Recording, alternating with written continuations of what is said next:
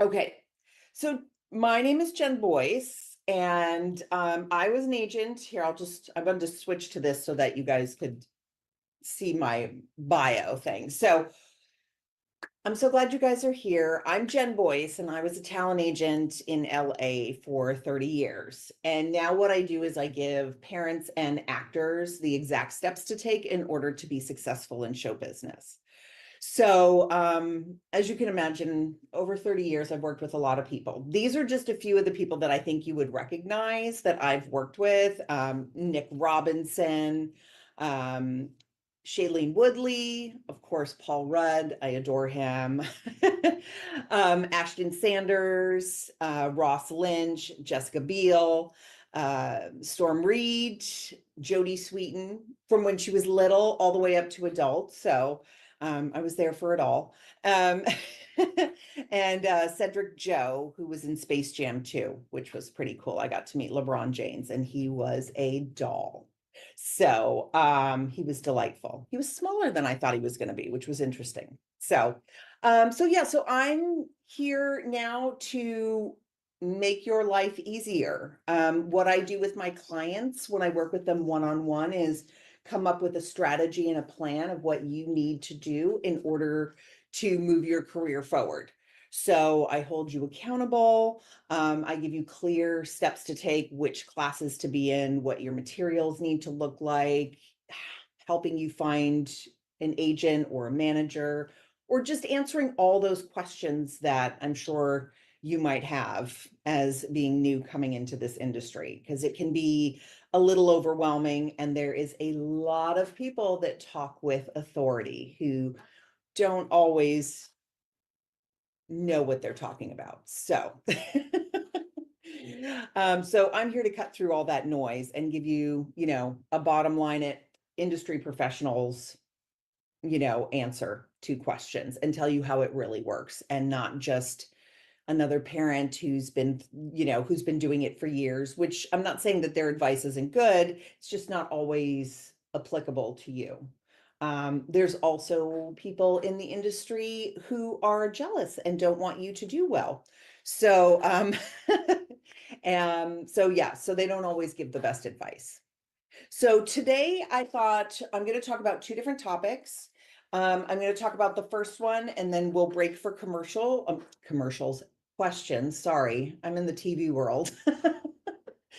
Then we'll break for questions, and then I will go into another topic, and then we'll have more questions. So feel free to jot down your questions, or you can drop them in the chat as well if you like. I mean, we're a small group, so I think we can really have like a great conversation today.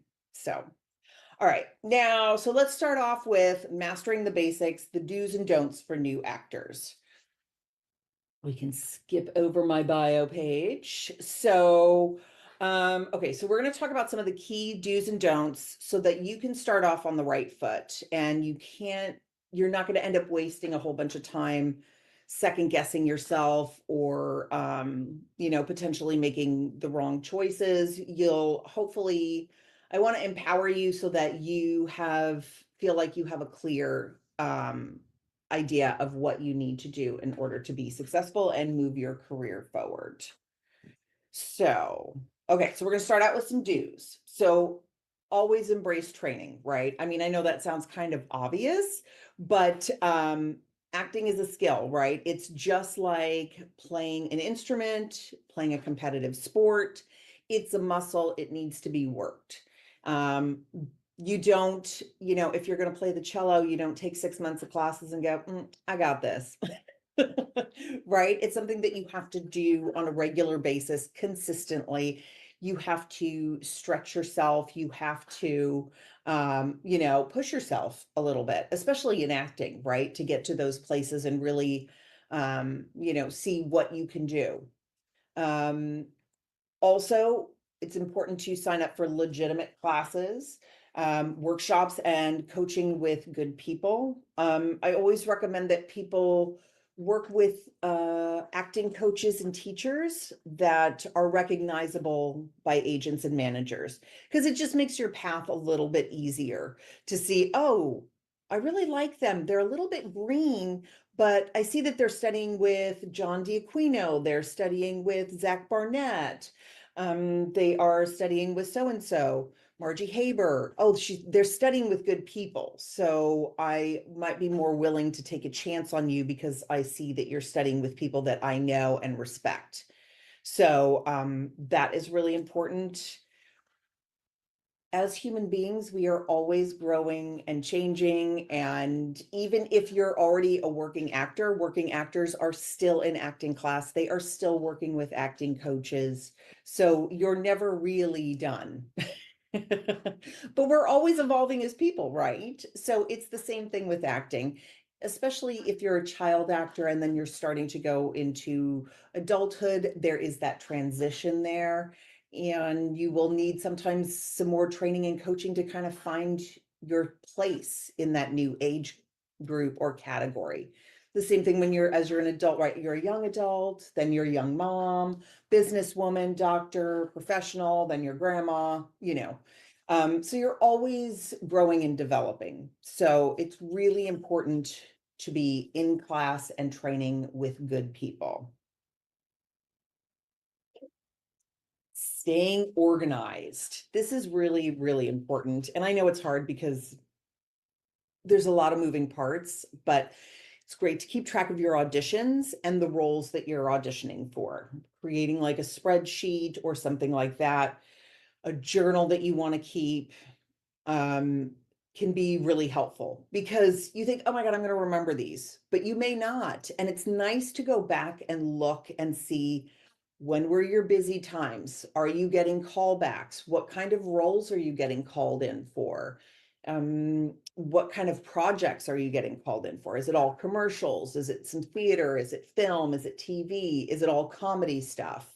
So it's important to kind of keep that perspective to see what's going on in your career. Because I will tell you from the agent standpoint, I would get calls from clients and be like, I haven't had any auditions lately. And I'm like, yeah, because you booked out for a month and now it's Christmas time. So there's nothing going on. And I'm like, oh, that's right. I forgot. So, it's a good idea to keep track of all that stuff because listen, we're busy, right? We got a lot of stuff going on in our heads and sometimes you forget about stuff and that's okay. But it's great to keep track of things. Really important to keep your headshots, your resume, and your demo reels updated and ready to go. Those are your calling cards, okay? You never want an agent to have to start off their pitch with, I know their pictures suck, but they're great, right? Trust me, they're amazing, but their pictures are terrible. I've had to do that in the past. I don't like starting my pitches off that way. I want my clients to look like they are can do, on top of it. What do you need? Because those are the actors that work, the ones that are like that. And most of the clients that I've had that have been like that, one in particular, Henry, one of my clients, Henry Jetman, he created more work for himself because he was so organized, so easy to work with. He was like, whatever you need, sure, I can do that, no problem. Oh, we're staying late, no problem. You know, he was great. And he would have producers and directors call him up and say, I'd like to use you in this next project, but it's non-union. And Henry would say, well, I'm union, I can't do it, but let me show you how to turn it union. And they would turn the project union for him. Now, that doesn't happen all the time, but that's just an example of being that type of actor. People are willing to, you know, do things for you that they may not do for other actors. So, and this business is competitive. There are at least 3 to 5,000 other actors that are being submitted for the same roles that you're going to be submitted for. So the way that you stand out from all those other people is being that type of person, also being a good actor. That doesn't hurt. But if casting loves you, directors love you, they're like, oh my God, I had them on set, they were a dream. It's a much easier, yeah, we're going to pick this kid or this actor or actress over these other people. And I will tell you also that directors and producers, if it's a longer project, they will say to casting, hey, we're going to be on set with this person for like 3, 4 weeks. Who's out of these people, who do you like the best? Who's the easiest? Who are we going to want to have on set? And they will be brutally honest. So if you're a pain in the ass, they will let them know that. Oh, this one, they're kind of a pain. They're great, but they're a pain. They're going to be difficult. This one's a breeze. I love this one, you know. So everybody's taking notes, guys. Also, making your audition prep a routine, right? Having your self-tape room set up, organized so that when you do get those opportunities, you can crank them out quickly. Meaning, if I heard this from John Rosenfeld, who's a great acting coach, he's got a great school here in LA. And you might want to follow him on Instagram because he posts a lot of really great tips for actors.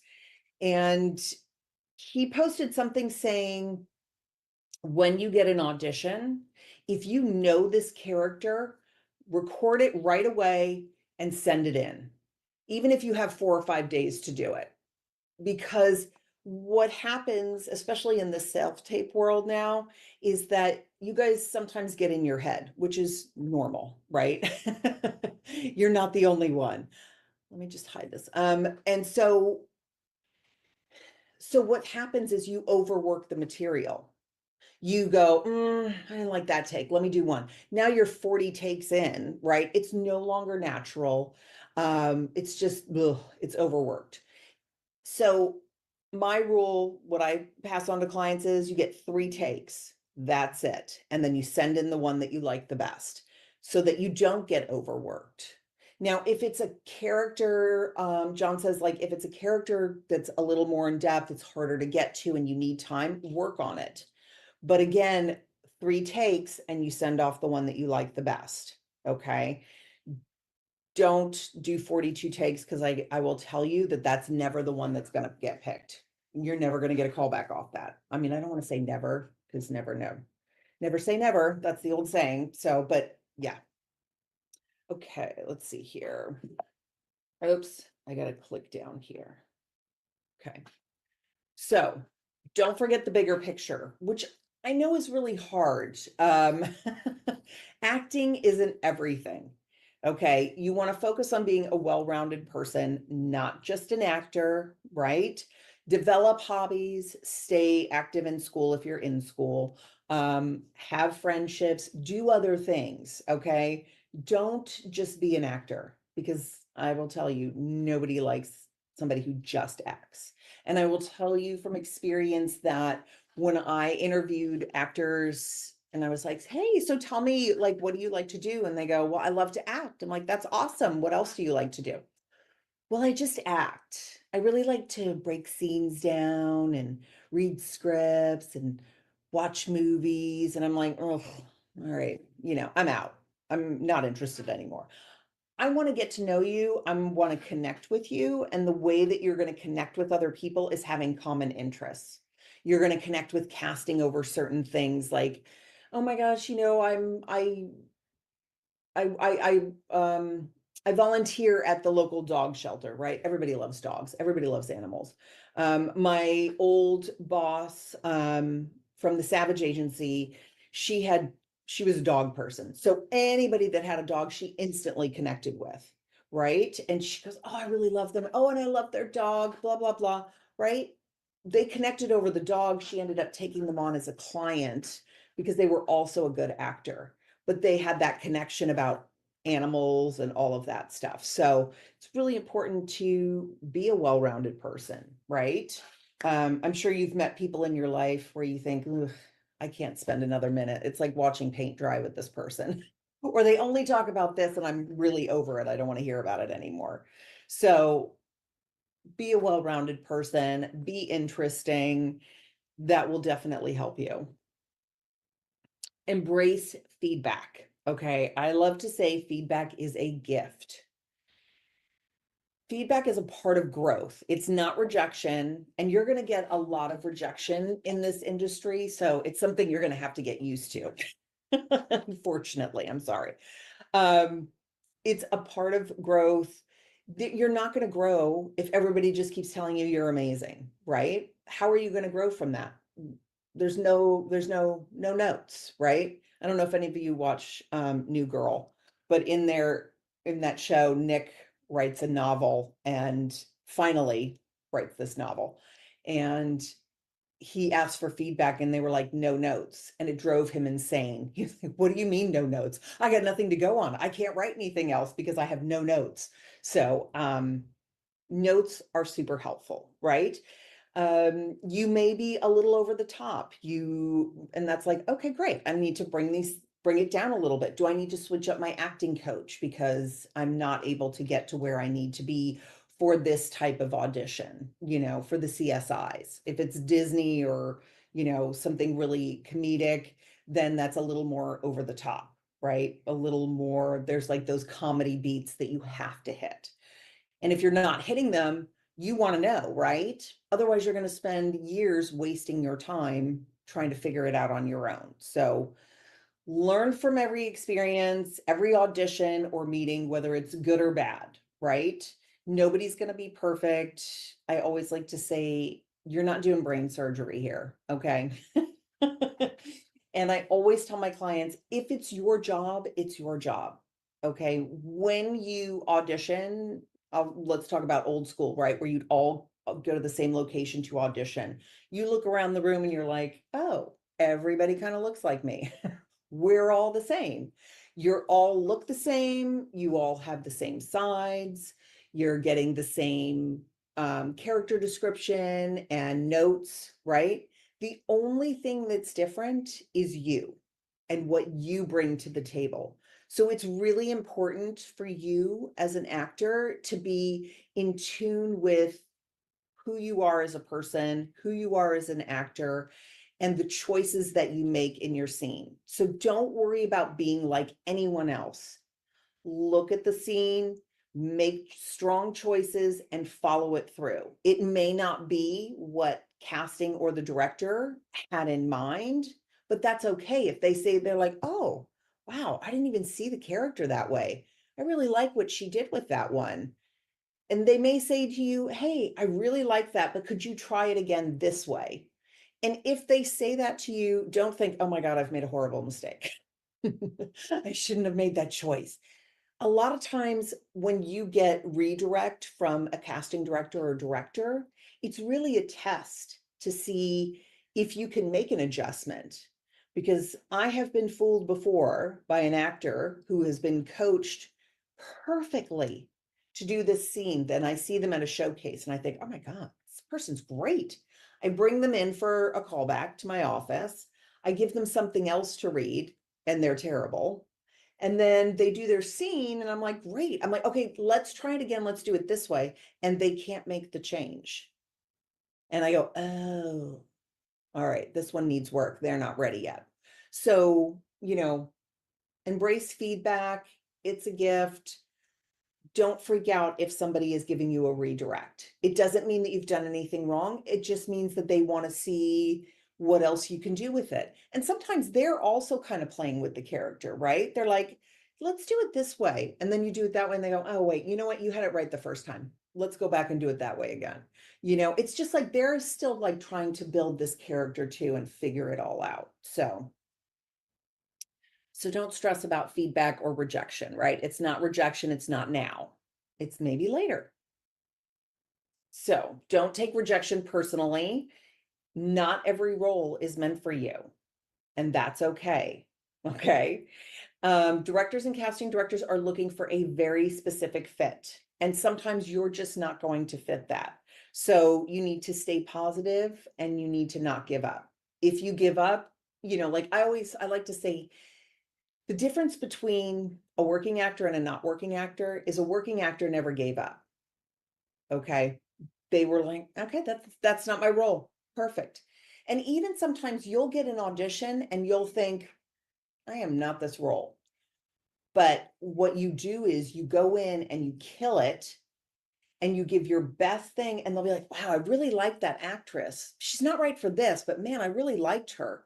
So it's not this job wasn't for you, but you still went in and showed them, they were like, wow, I really like her. You're creating that relationship with casting where they go, ooh, she's good. I'm going to remember her. So the next time your agent submits you, they go, oh yeah, I really liked her. Yeah, I think this one's right for her. Let's bring her back in. Because it's really all about relationships and having those relationships with casting directors. So again, it's not personal, right? And if this is something that you want to do, don't let somebody else tell you you can't do it. Okay. There is a great book, a series of books called the Badass Books. There's the one, I think her name is Jen. I can never say her last name. Scenario, then I don't know. Anyways, just look up the Badass Books. The yellow, they are it's a really great, they're sort of self-help, but it's the way that she comes at it is really conversational, and it kind of helps you put your mindset, your mind in a different place of thinking like, okay, this one wasn't mine. The next one will be mine. And having that mindset can change your entire experience in this industry. And I'm sure you've seen it too, like probably in your life where if you think, oh my God, everything happens to me, ugh, nothing ever goes right, well, with that mindset, of course, nothing goes right, nothing comes to you, nothing works out the way you want it to, right? But if you go into things with like more of a positive attitude, sorry, I got a tickle in my throat, and excitement and just wanting to experience things and being like, if this is my job, it's my job, you're going to go so much further. It's so important to have that mindset. So let me just take a quick drink of water. Okay. It's so early in the morning. I haven't really woken my voice up yet. It's not used to talking to this much, this early. Okay. Back to let's build some relationships, right? Networking matters. Again, I know I touched on this before. It's about relationships as much as it is about talent. You want to be polite, professional, and approachable on every set and every audition, regardless of how other people are being to you. Because listen, not everybody's going to be nice. There's a trickle down effect, right? Something happens up here with the client, they yell at the director yells at the producer, then they yell at this person, and then it comes down and everybody's in a mood. If you can just keep a good attitude and be like, this has nothing to do with me, I'm here to do a job, get in there, do your job, and get out. It will make a big difference, you know. So, and I will tell you, even like casting offices, waiting rooms, all of that stuff, I have gotten calls from casting directors that will say to me, hey, you can tell so and so to shut their mouth in my waiting room. And if they don't, I'm not going to call them in again. They're blathering on about stuff they don't know about, and I don't like it. And even sometimes my client might not have done something, but you did like one thing that irritated them, and they're going to let into me about it. So, um, and you may think, oh my God, I didn't even do anything. So it is what it is. Again, there's a lot of quirky personalities in this business. So, and you've got to get used to dealing with them. Um, you want to make meaningful connections, whether it's with casting directors or other actors, but make them genuine, you know. You don't want to try too hard because nobody wants to be around that person, right? You're like, ugh, oh God, here he comes. Pretend like you're doing something. Okay, don't burn bridges, right? You have to stay professional. Because this business is small and we all talk. So, no matter what, always try to leave a good impression, even if it's a no, thank them for their time, even if they're rude, because I don't think it's as much now as it was when I started in the industry. I mean, I used to have casting directors scream at me on the phone and then slam the phone down and then have their assistant call back and scream at me again because an actor wasn't going to make it to their audition. And I was like, something, I can't do anything about it. His car got booted. the life of young actors who don't pay their parking tickets and then get booted. Their car gets a boot on it. So, you know, if especially like agent and manager wise, if I know if you've submitted to me, I look you up. And if I see that you were with a friend of mine, I'm going to call and say, hey, did you know so and so submitting to me? No, I didn't know. Like, oh, yeah. Or, oh, yeah, I dropped them. They were a nightmare. You know, like, ugh, mom likes to drink a bottle of wine and then write a big long email about all our complaints. You can have her. So it's like, never mind, I don't want that one. So yeah. So do your best to always leave a good impression. Your reputation matters. And like I said, was saying with my client Henry, everywhere he went, people, he was like, cool, man, no problem, I can wait. Or if he had 4 auditions in a day and he would go up to the person running the session and say, hey, man, I'm so sorry, but I've got a call back in Santa Monica I got to get to. Is there any way you could maybe work me in a little bit sooner? Oh, yeah, Henry, no problem. Don't worry about it. And then another actor would be like, I got somewhere to go. And they're like, yeah, we'll get to you. Because Henry was always like, if you can't get me in, it's no problem. You know, like just, you know, easy going, whatever they wanted, needed, sure, no problem. And like I said, he got a lot of work from just also being a good actor, but just being that guy that they knew they could rely on, they knew wasn't going to be a problem, and he made it, he makes his living off of acting and being that guy. So your reputation does matter and it does follow you. So, yeah. And do stay patient. Success takes time. Okay. It does not happen overnight. There, of course, are those things where it seems like it's overnight, but a lot of times what you don't see is that this actor's been at it for 4 years and then they just got lucky and booked this series that turned out to be a hit, right? Or they could have booked 2 other series before that that were duds. But you didn't see that, right? So they don't happen overnight. And a lot of times what you think a career looks like is it's like, you're building this way, but actually an acting career can look like this. You know, it's up and down. We just don't see that when we're, fans looking in. You need to keep auditioning, you need to keep training, you need to keep growing. You have to be proactive in your career, okay? You cannot go, well, I've got an agent, I'm done. No, not these days, okay? Those days are gone. You have to stay proactive. You have to network with people. You should be doing theater. You should be inviting casting directors to theater, a show, agents to a show if you're looking for an agent. Are you creating content? You don't have to if that's not your jam, but if you're kind of into it and, start creating some content. One of my clients, Alfonso McCulley, got an amazing manager because he was doing these YouTube videos called Merman, where he was a black mermaid man and he worked in a fish taco place. It's ridiculous, right? It's so hilarious. But this is back when everybody had interns scrolling through YouTube looking for funny people or anybody with potential. And they found him, signed him, and he went on, he did a lot of movies. He booked Fat Albert twice because they fired the director once. He's done a whole bunch of movies. And of course I can't remember them right now, but and he worked a ton commercially.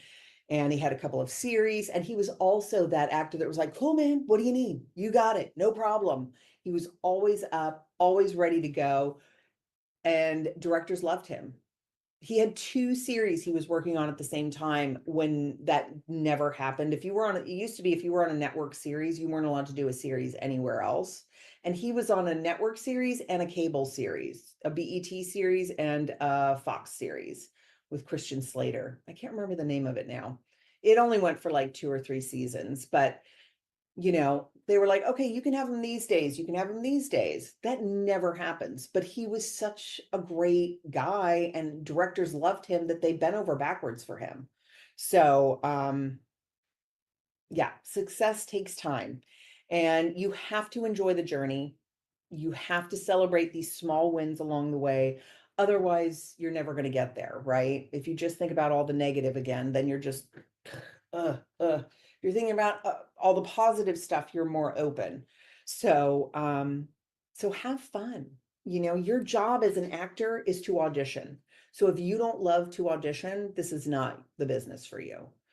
I used to hear from actors that would say, "Oh yeah, I go on these auditions," and they're like, "Ugh, I have to go drive to this audition after this," and they're all bummed out about it. Yeah, it sucks to have to drive all over LA, but that's your job, you know? And my clients who are like, "Cool, man, I got 5 auditions today.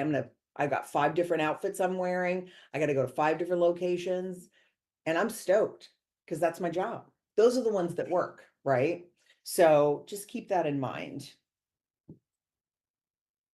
So just remember, your acting journey starts here. I want you to feel more confident, stay positive, stay humble, and never stop learning, right? If we stop learning, then we just like are stunted. We want to be in a growth mindset. So, okay, great. Let's stop sharing our screen. Oh, wait, stop share. Okay, so questions, and feel free to just unmute. I mean, I don't know if you put them in the chat, that's great, but you guys can just unmute because it's I'm so sorry, I'm froggy. Let's see, John Rosenfeld. Let me look at his Instagram real quick. It might just be John Rosenfeld, but I will see here. John.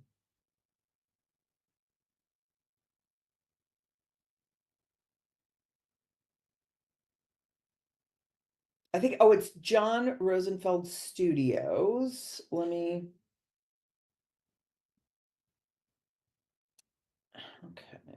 Let me put that in there real quick. I'll put that in the chat.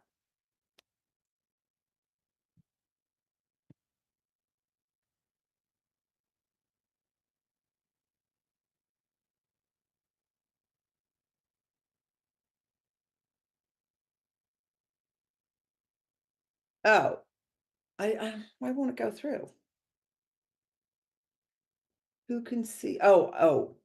Sorry, it's only to everyone in the meeting. Sorry, I was sending it to next. I'm sending it to Jeremy, who's not here. So, he posted something else too, which I thought was super powerful, was about, you know, if you have a scene that's really emotional and you're working up your tears, right? You've already lost me. Because when you're natural and you're in the moment, you're not trying to cry, you're trying to not cry. So, and this always, let me just let somebody in. Okay. And so when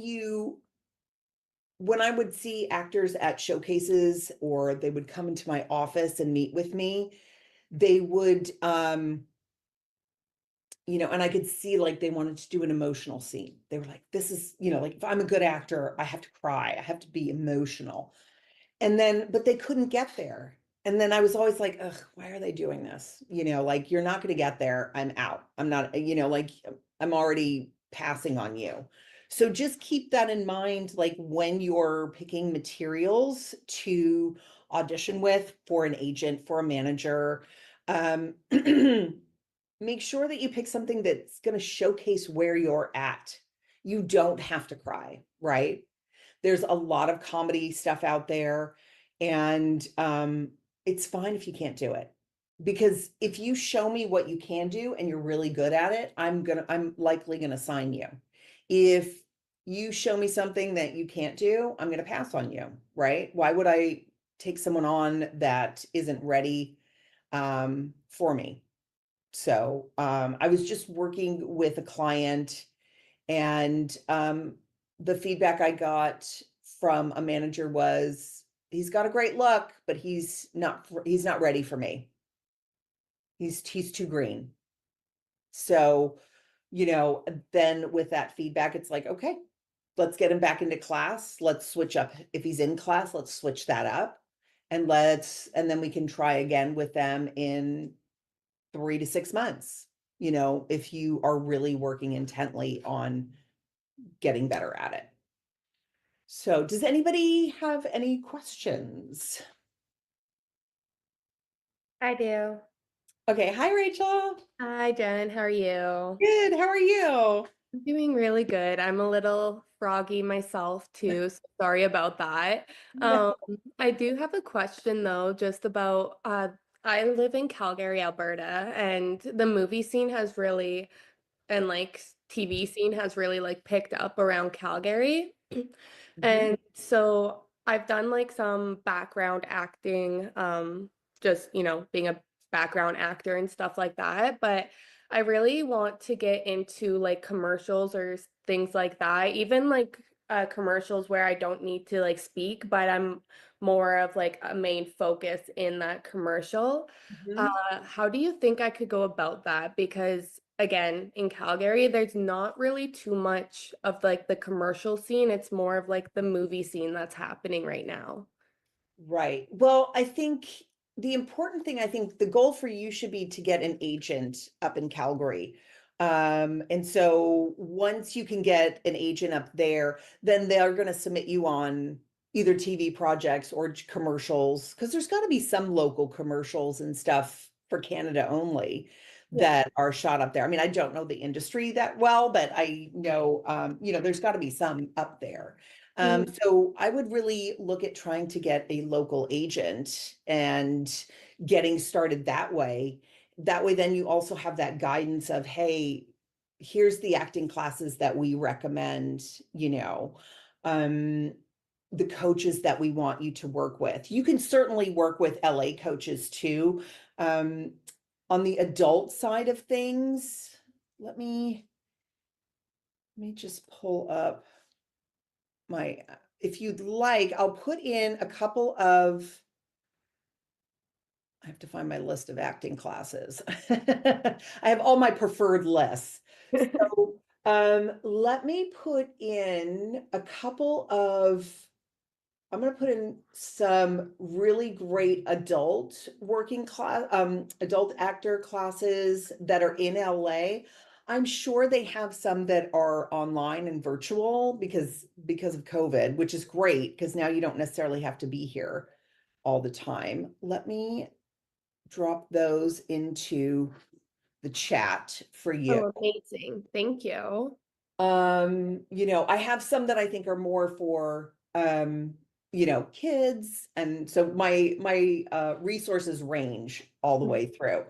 I do have more, but I don't like to give like an entire list out. I like to kind of hand pick for my clients, because if I just give you a great big long list, then it's just like I could have just Googled that, like I Yeah. really so you can check those out. There's a great commercial class, but it's here in LA. Is anybody in LA or comes to LA or in the US?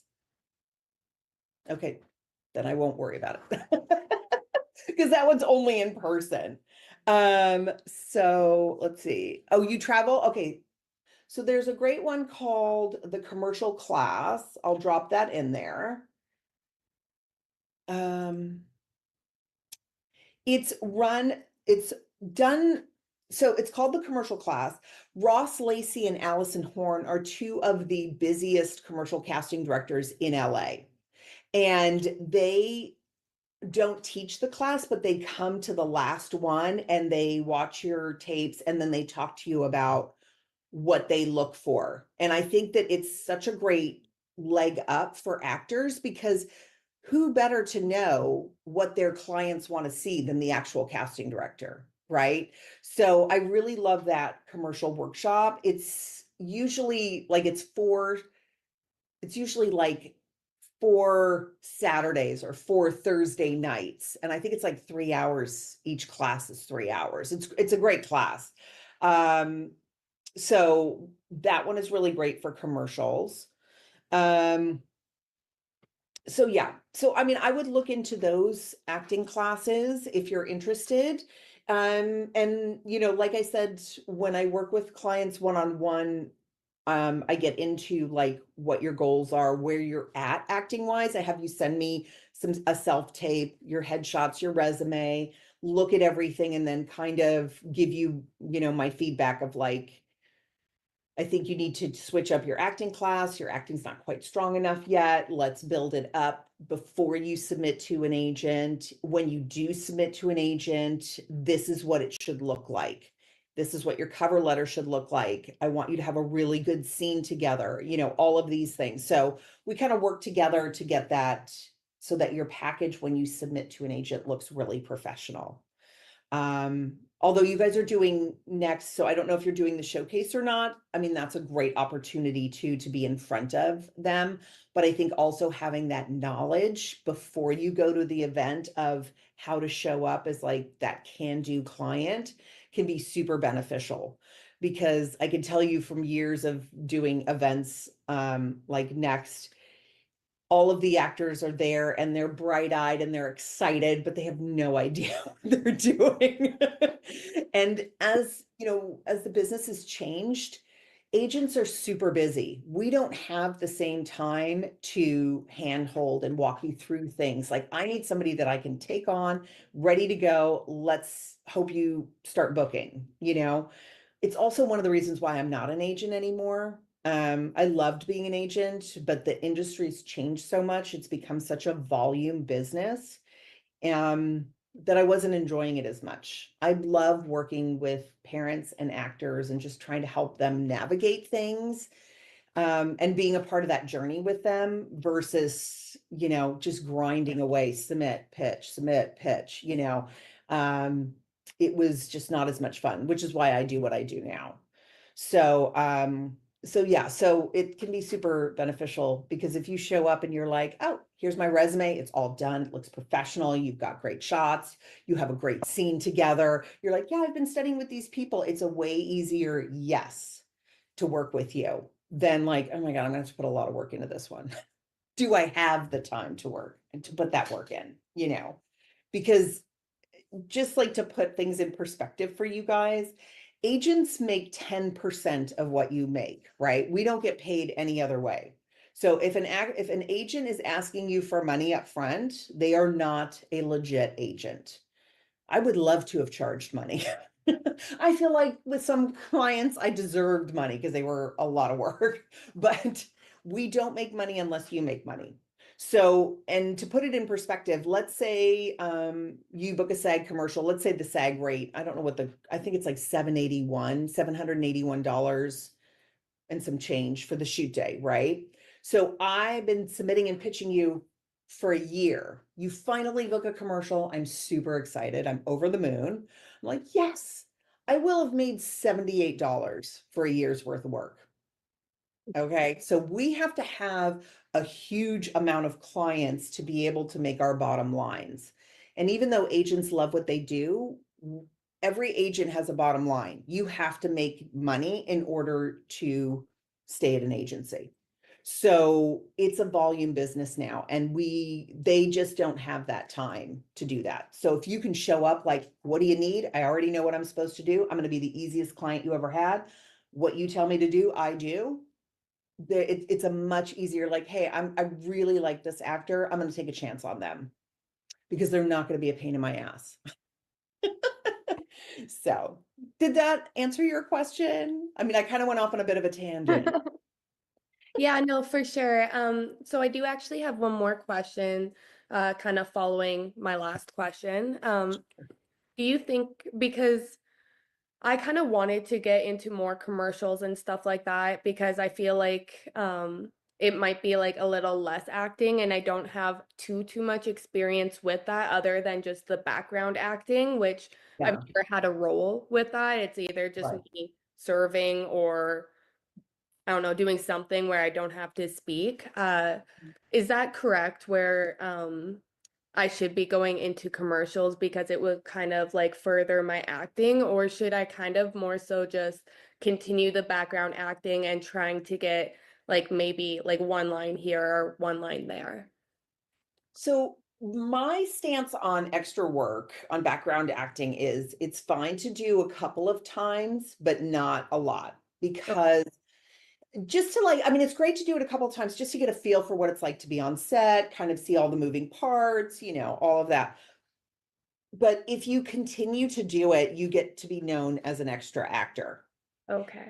And if you like, if that's your goal, I mean, I don't know. I had a friend that was he just did he was in his 20s and he would did extra work. That's how he made money because he got like I mean, this was a long time ago. So he made like 150 bucks a day. And he's like, Jen, I get to eat free food. I get to hit on girls all day. And I get to sleep until they need me to stand somewhere or walk around. He's like, this is the best job in the world. And then he went on commercials because he was hoping to make, bigger money. But that was just because he was in his 20s and he just wanted to hang out with cute girls all day and eat free food. So I don't know. But my point is that you don't want to be known as an extra actor. The other thing to think about is that if you're working extra work on a TV show, chances are they are not going to have you back as a principal actor. Yeah. So then you've just kind of screwed yourself, right? Like if you were like, if it's on a movie, it's fine because, there's usually not, I mean, unless it's a Marvel movie and then you audition for one of the leads, that might be problematic, especially with the fandom the way it is now, right? Everybody's like, wait a minute, she was an extra in the cafeteria scene, like all that conspiracy stuff. Like people are just way too into it now, so you can't get away with it. Okay. Awesome. Thank you so much. I would say I would get in some really great acting classes and then try to find an agent commercially to get going and kind of build your resume a little bit. I mean, in the sense of, just getting work, making some money, growing your acting skills. Like, hopefully, you can book some stuff and get your career kind of going a little bit while you're building your acting skills up. Yeah. Yeah. No, makes sense. Thank you. Okay, you're welcome. Does anybody else have any questions or anything? Yes, I have a question. Sure. I don't know if you can help me with this though, because I'm a model and would be pursuing acting a bit later on once I get like with agencies and everything. Mhm. See, before I have an agency interested in Toronto, and I just wanted to know, can you be signed by a local agency, and then when I go to the preview model runway, can I be signed by a second agency there as well? Okay, so where are you located? Where do you live? Canada, Montreal. Okay. Perfect. Okay, good. That's helpful. I don't know how it works in Canada. Here, the way it works here in the US is you can have, and I feel like it might be the same in Canada, but I don't quote me on that, is that like you can have an agent for modeling and then you can have an agent for commercials. You can have an agent for Mm, TV and film, and you can have an agent for voiceover. So you can also have agents in different markets. So you okay. might have an agent in New York, you might have an agent in, Montreal.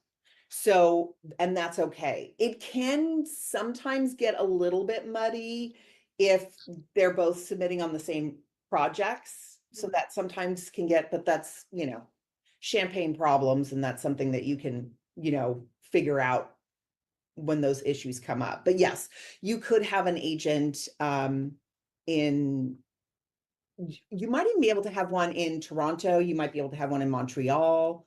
I would Mm, the ACTRA website, which is the union for actors, that's a great resource up there. And they also, unfortunately, they don't have the agencies that are, I call them franchised here in the US, like SAG franchised agencies, because SAG is our union in the US.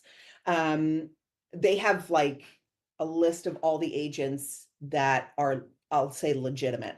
they have the same thing on the actor websites, but unfortunately it's like Montreal, Calgary, and Toronto. So you'd have to go to the different websites, but you can look up the agencies, and I would make sure that anyone that you're signing with is on one of those websites. Okay. And just to make sure, because there's a lot of people out there that look legit that are not. And I hate to see actors wasting time or money on the wrong agencies. I did a seminar at an event, and I was talking about how you're not supposed to pay an agent.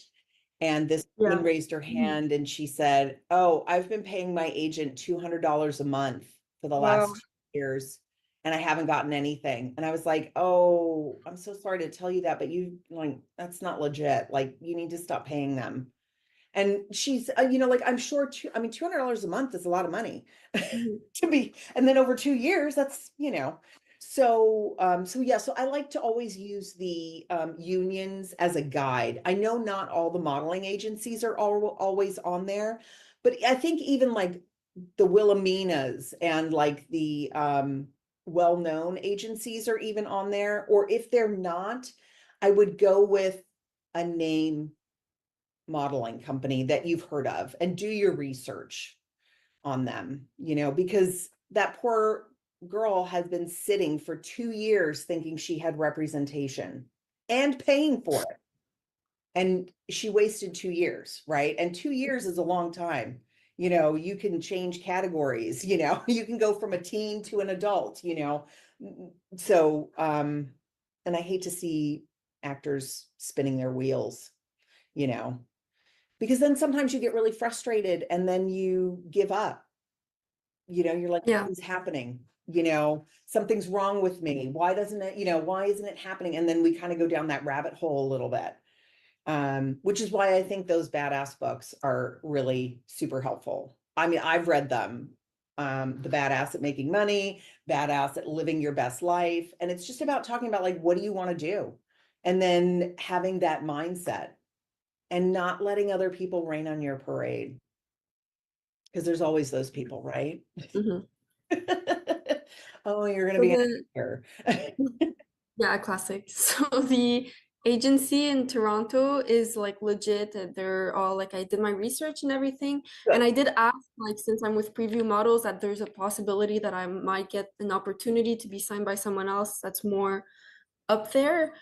He did say that it's possible for me to sign with someone else, but then I looked at the contract and it says not allowed to be with any other modeling entity. I don't know Mm, if that might mean like locally you can't be with another agency in Toronto, but I'm kind of scared that it'll hinder my right. like my possibility to like, since it's so vague a little bit. Well, sometimes I know, and again, like modeling is not my total Yeah. forte here. But I do have an old acting client who's now a photographer and a friend of mine who's been in the modeling world for 20 plus years. And she told me that sometimes you'll have a mother agency and then Yeah. you'll have another agent. So maybe they're talking about like they'll be your mother agency. Yeah. How long is the contract for? A year.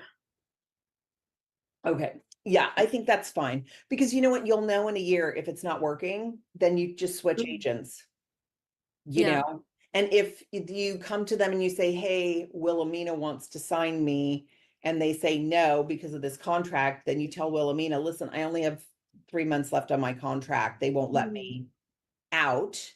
There may be an out clause in your contract as well. I don't know. Again, I'm not familiar with the modeling contracts as well as the like SAG contracts here in the US, but there may be an out clause, or you just say, you know what, can I call you in 3 months? Because my contract's Yeah. almost. Yeah. So as long as, and yeah, because a year, I think it's fair to give an agents will typically sign you for a year to a year and a half. And I think that's fair, just because it's going to take a little while for you guys to gel and kind of get all your materials together, start submitting you, seeing if we can get some traction. So All right. Thank you. you're welcome. Does anybody else have any questions? Okay, so where did my other thing go? Hang on one second. Oh, here we go. Let me escape from that. All right, so let me see. I'm just trying to decide what I want to talk about. Let's see. Okay, let's talk about, let me share my screen again.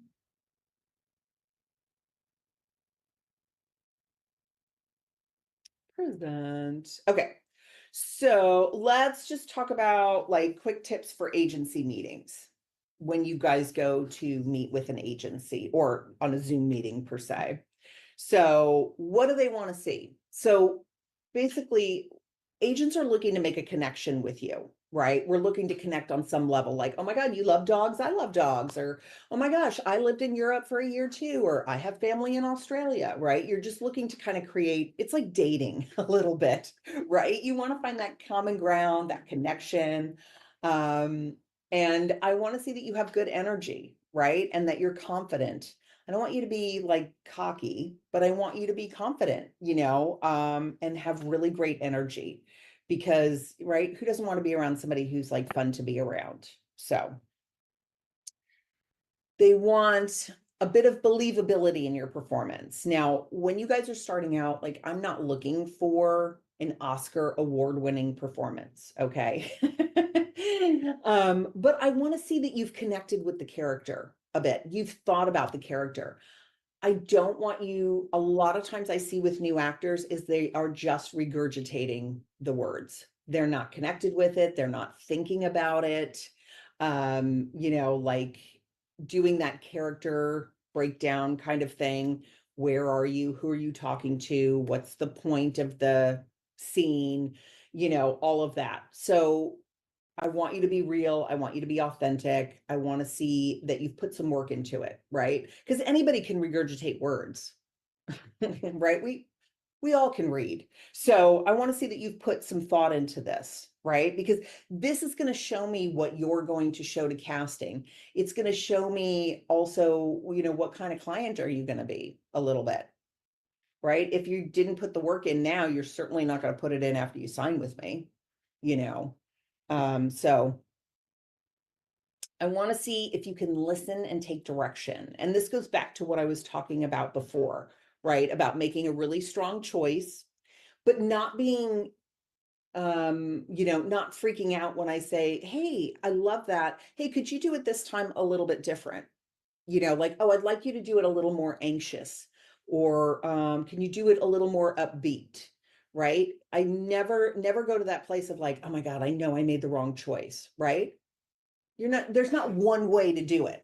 So I just want to test you a little bit. Are you really good at doing the scene only one way? Because a lot of times that's what happens. The sign of a good actor is that you can do nuances of differences. You say, oh, more comedic, no problem. Yeah. Oh, you need it more emotional? Okay, cool. Just give me 2 seconds. Let me just kind of wrap my head around that. Okay, I'm ready to go. And sometimes, they'll say, hey, go out and then work on this and then come back in. Agents aren't really going to do that. That's going to be more for auditioning, but don't freak out if I give you a redirect. Okay. I'm testing you to see that you can do it another way, that you're not just good at doing it one way. I want to see how you interview, right? Are you going to be really reserved, quiet, boring to talk to? I don't want that, right? That's not going to work for me. Now, if when you do your read, you are incredible, I can overlook that. But a lot of times the interview is part of the audition process, right? Again, I kind of want to connect with you. I want to see, are you interesting? Are you fun? What do I have to talk about? Because agents are basically salespeople, right? We're looking for something to talk about with a casting director about you to get you in the room, to get them interested, right? So if I get nothing from your interview, I got nothing to work with. Right. And, I'm not going to start my pitch off with they're super boring to talk to, but they're an amazing actor. Right. Nobody wants that pitch. So I want to see your personality, right? Who are you as a person? That's super important because again, that's what makes you different from every other, like makes me different from every other blonde with wavy hair, right? Is my quirky and odd personality that my daughter finds annoying sometimes. So, but she's 10, so everything I do is annoying. Are you chatty, right?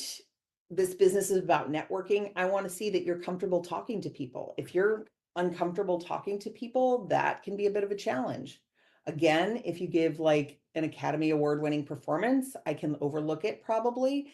But if you're not, I'm hoping that you're going to win them over by being a lovely actor, a fun person with a great personality, super outgoing, right? So the casting's like, oh my God, I love this person. Oh, they're not right for this role, but God, I just love them.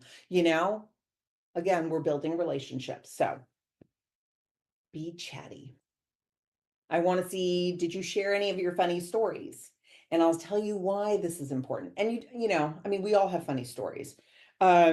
Is because, like I said, agents are salespeople, right? We are looking for something to talk about. So I had this little girl who, back in the day when people would come into LA for like 3 months at a time, they were from New Orleans. She was a 6-year-old Black girl. She was adorable. Hadn't done anything, right? Brand new. She came in to say hi. Hey, we're in LA. And I said, how was your flight? Because it was the first time that she'd flown on a plane. She was like, it was so much fun. I had a great time. And I said, oh, that's cool. Are you excited to be here? And she's like, yes. She goes, but I had to bring my babies with me. And I was like, your babies? She goes, yeah, my plants. My plants are my babies. And I looked at her mom, and her mom was like, yeah, I had to bring 6 baby plants on the plane with me. And I was like, oh my God, that's adorable. And I use that story with every casting director, and every casting director was like, oh my God, I love that. I want to see her. Right. It has nothing to do with her acting, but it was about her personality. It was like this adorable story. Right. So things like that. Or I had a client once who went to, I made him go to Mexico for a callback for a Heineken commercial. He was an adult. He hates to fly, but I made him get on the plane anyways. Because I was like, dude, you're going to make money. That's when you need the money. So, and you get to go to Mexico. Fun. It was not fun. The Mexican mafia stormed the set and like grabbed cameras and stuff like that and then held them for ransom. So, but that's a hilarious story. That's happened to nobody else in my life. But I use that story all the time to talk about him, right? And everybody was like, oh my God, no way. Could get him in anywhere, right? So think about these things. Like, do you have any interests and things that are interesting about you or funny stories about something, you know? Again, it's sort of like dating, right? When you meet somebody, you're like, oh my God, they're so funny, you know, and you connect on those things. And when an agent is able to connect with you, we will work a lot harder for you because we're like, I just love them so much. I just want them to work, right? That's what you want in an agent. Okay, I want to see, are you having fun, right? Or are you stressed out and nervous and like, yes, no, you know, no. Never give a one-word answer. Even when it's yes, expand on it, okay? Have fun with it. Again, think of it as a date.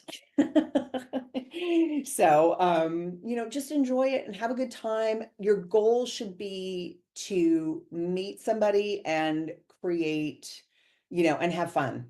That's it, you know, and then if you get an agent, awesome. Don't get stuck in your head like, oh my God, I really need an agent. I really want this agent. You can feel that way, but enjoy the process. Have fun with it.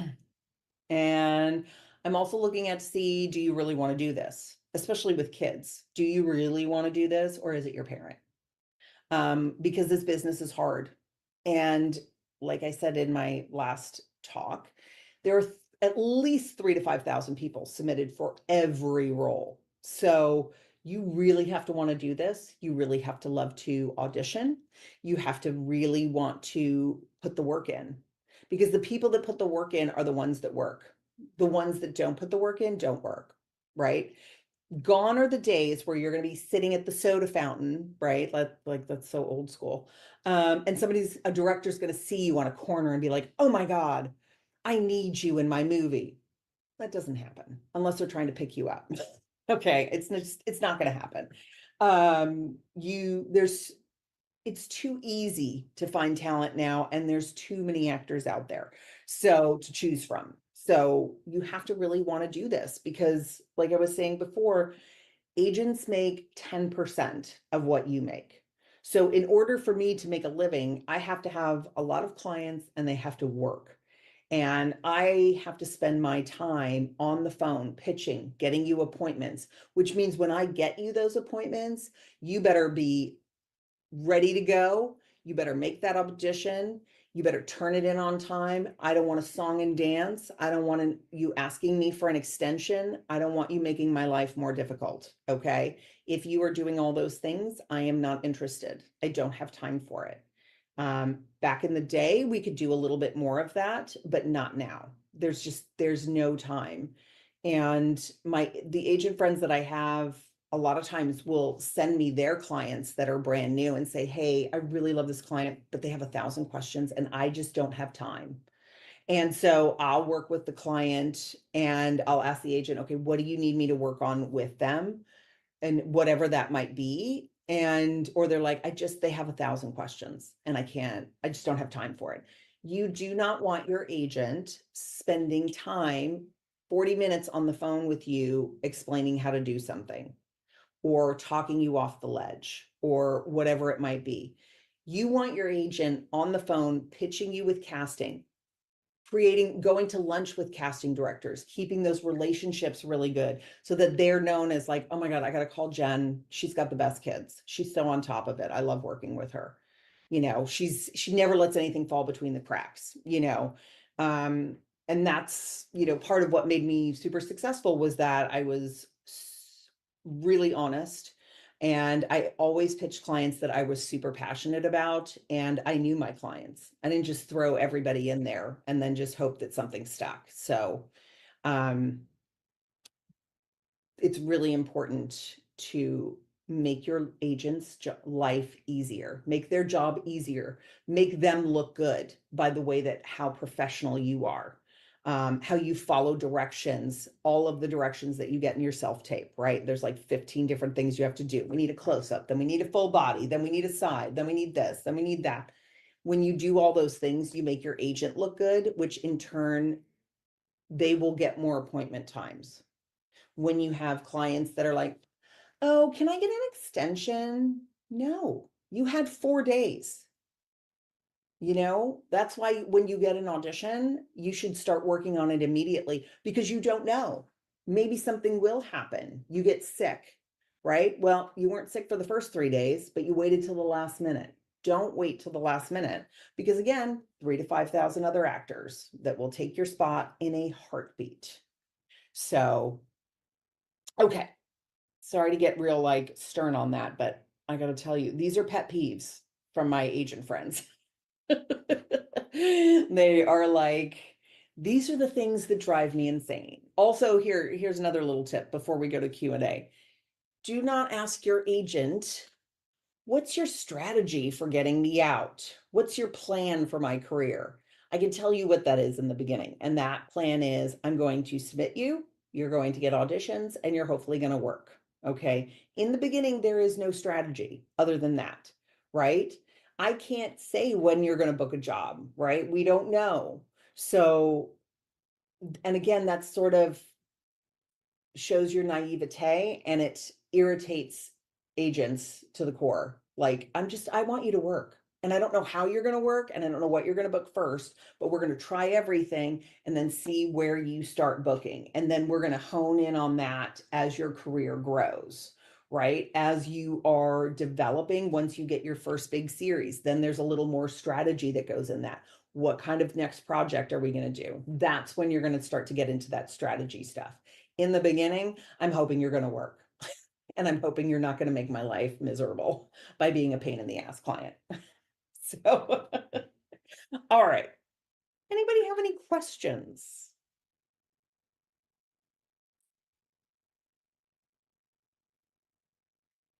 Okay. No questions. I have a question. Okay. So with that being said, you saying like don't ask what your strategy is to get me a job and stuff. Yeah, Mhm. I get that part. But is it okay, acceptable to ask, like, so if I sign with you, do you think that I'm going to be given like certain jobs or stuff like that? I think it's okay to, because if an agent signs you, they think you're going to work, right? They want that. It's fine to say like, hey, what are you looking to represent me for? Right? Okay. Are you looking to represent me for commercials, print, TV, film, voiceover? It's definitely okay to say that for sure. And I think the way to show up as like a great client or an easy client is like, what can I do to make your life easier? What do you need from me? How can I support you? Because this is something that I really want to do. And I know, and I don't know. So whatever you tell me you need from me, I'm happy to do, because I want to make your job easier. Because if you're that client and you come at me that way, you're like, okay, I'll take a chance on them. I just one of my clients, she's young, she's 11 or 12. Um, she's a competitive gymnast. She's like competed all over the world, but she lives here. Um, and she just got signed with an agent that and because they've been working with me, the reason that she got signed was because she was working with me and they are the epitome of a can-do family. I say, I think you need to take this commercial workshop. She's like, great, give me the number. Within a week, she signed up. I think we need to get these materials together. Great, no problem. Here's a Dropbox file. And so the agent said to me when I said, oh, I'm so excited you signed her. They're such a great family. They'll do whatever you ask them to do. And he said, thank you so much for sending her my way. He goes, honestly, I was on the fence because she's green and I was going to pass on her, but the family was so lovely. And I know she's worked with you, so I'm taking a chance on her. He's like, she's in a hard category, like there's not a lot of white 12-year-old girls that they're looking for. Mm. But because they worked with me and because the family was like, whatever you need, we'll do. Um, and he fell in love with the family. He was like, okay, I'll give it a go, you know. And I said, I totally appreciate that. I said, I agree with you. She is in a hard category. But I said, because they come from the gymnastics world, they have very realistic expectations of you don't like even the aunt who's handling things for her because the mom's super busy. She runs a gymnastics school. They're all Russian gymnasts. So Russian. So the aunt said to me, I saw these other kids, they're so much better than her. Like she's not that great. So she's like, I don't even know if we're ready for an agent. I said, well, let's start commercially, like she's got the energy and the smile for it. But they're very realistic and like, instead of like, oh my God, she walks on water. She's amazing. She just walks in the room and she does everything perfect. You're like, ugh, okay, this is gonna be hard. How am I going to tell her that her kid sucks? Like her kid is not good yet. And so yeah, so like those are the things that make a difference. But I think just coming at it is like in like that collaborative way of like, what can I do to support you? How can I help you? I'm new. I'm happy to follow your lead. I want to make your life easier. I want to do this. And so, whatever you tell me to do, I will do my best to do. Now, there may be times where they make a request and they're like, I need you to get new headshots. I want you to shoot with this photographer. And you're like, that's $1,000. Like, I don't have $1,000. Just if you say to them, you know what, I would love to do that for you, but I don't have the money right now. Do you have somebody who's more inexpensive, or can you give me a couple months so I can save the money up? Because I want to do it for you. I just don't have the cash. That's something that an agent can work with and can understand, Mhm. but if you just don't do it, then I think, well, and then it's like, well, why am I not going out? Well, because I told you I needed new headshots and I'm still waiting. So I also feel like too, like if you're doing everything that I'm asking you to do, then there can be more of that conversation of, hey, you know, is there something else I can do? Because I noticed like I haven't been getting many auditions, or hey, I'm not getting any callbacks. You know, is there something else I should be doing? Should I get in another class? Like then you can have that sort of when I say conversation, it's not really a conversation, it's an email. And it'll probably be hit back with like a very short email. Never Yeah. write a novel because we won't read it. It's too much. I don't have time for it. So hit those bullet points. If you're like, just like I said, you know, like, hey, I notice I haven't been getting a lot of callbacks. I'm a little concerned. Is there anything I should be doing? Or do you think I'm okay? Boom. That's it. If you communicate that way, it's clear and concise, and that's you're more likely to get a response. If you send a novel, well, my dog threw up, and then I think he ate my AirPod, and da da da, because I can hear this song playing out of his stomach, and then I had to do this. I'm like, I'm out. Like, I don't have time. And so you're not going to get a response. They're not going to read it. There used to be this casting director, and she would write literally this much for one character description for a commercial. I'm like, girl. And then, and it was funny because one of my agent friends, he was submitting on her things too. And then she was like, I need them to rollerblade. He's like, girl, I can't find it in here. Like, where did you say rollerblading? Because it's a novel and I've gone through the whole thing. It's like, why don't you just say, hey, I need an actor who's good at these things and can rollerblade? You would have gotten more of a concise thing, but you sent me a novel. I'd take the whole ride with you through the whole thing, and it's a 30-second commercial. You know, it's not like a film. I don't know. Anyways, it always irritated me. And I was like, we're not doing a Scorsese film here. It's a Volkswagen commercial, you know. So, anyways, is that helpful to you? Yeah, it was. Yeah. Okay, good. All right, there's so much information that I want to share with you in this short amount of time. So, does anybody else have any other questions or anything? Or just want to chat about something? We got 5 minutes left. Let me see if I have any other.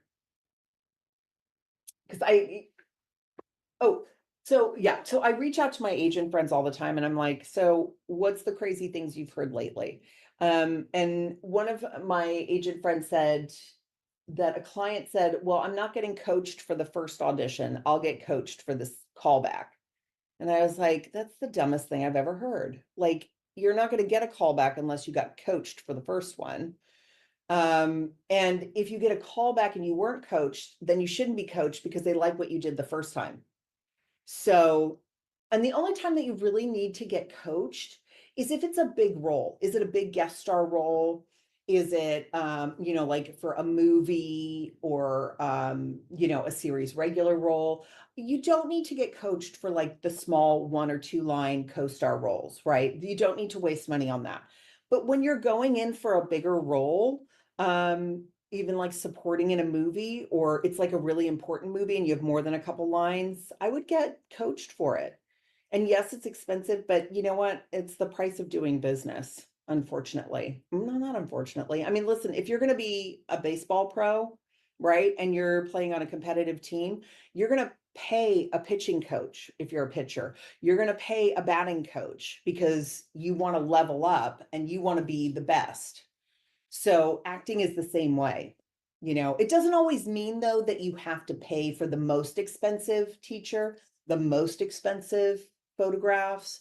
That is not the case. Like I had a client once and they were like, well, I'm going to shoot with this photographer because they shot Brad Pitt. And I was like, first of all, it's not even a headshot. You're going to pay like $1,500 for these photos. I'm sure they're going to be gorgeous. They're not going to be anything that I need, right? They're not going to be what I need because Brad Pitt doesn't even need a headshot. You just say, hey, I got Brad Pitt. They're like, great, I'll see him. You know, like you you don't need to spend that kind of money. Normally, a lot of the photographers, well, not a lot of them, but I would say like for headshots, the photographers, they can range from $350 all the way up to $1,000.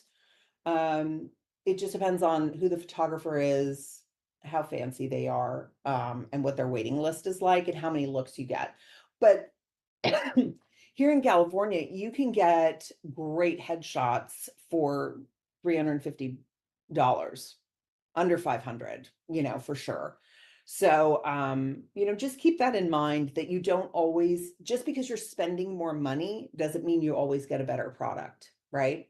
It's like you can spend $60 on Goop, the Goop sunscreen, or you can go to Trader Joe's and get it for $7.99 and it's the same exact thing. I don't know, you guys probably don't know what Trader Joe's is, but it's a smaller store. It's sort of like Aldi, only better. Do you guys have Aldi's? I don't know what an Aldi is. Anyways, doesn't matter. But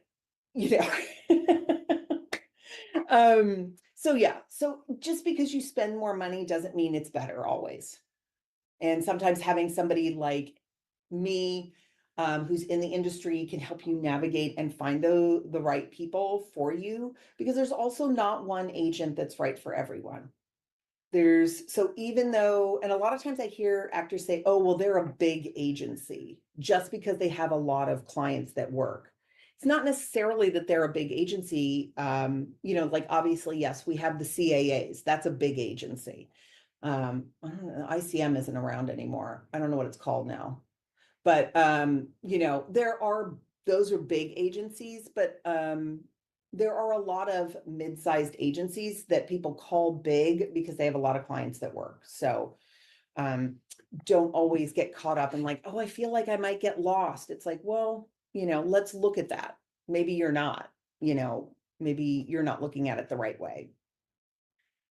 So yeah.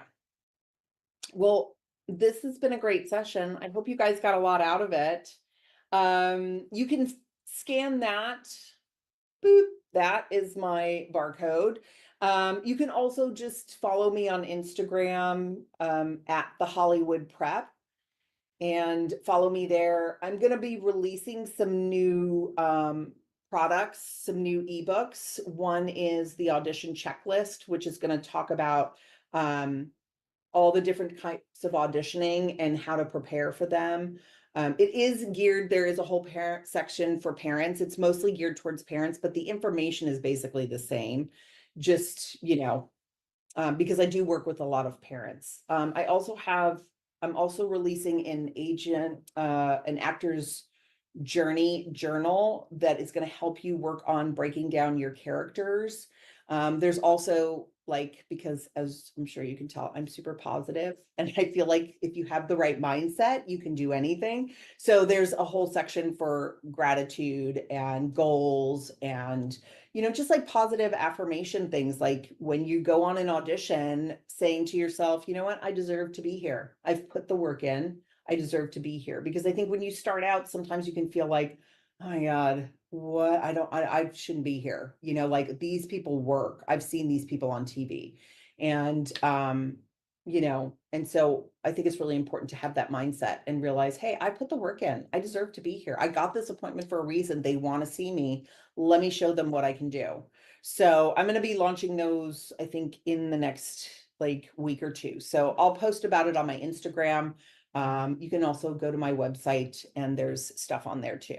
I'm also releasing a replay of a workshop that I did with a casting director about what casting directors look for. Again, it's aimed towards parents, but all the information is the same basically. They talk about what this is a casting director who has worked on Netflix shows, Disney Channel, Nickelodeon.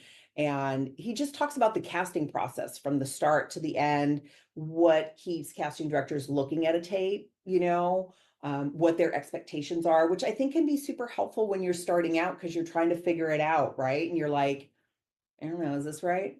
Am I supposed to be doing it this way? So, and I'm going to be releasing that soon too. So yeah, but I really appreciate you guys.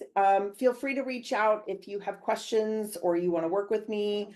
And yeah, I wish you guys lots of luck.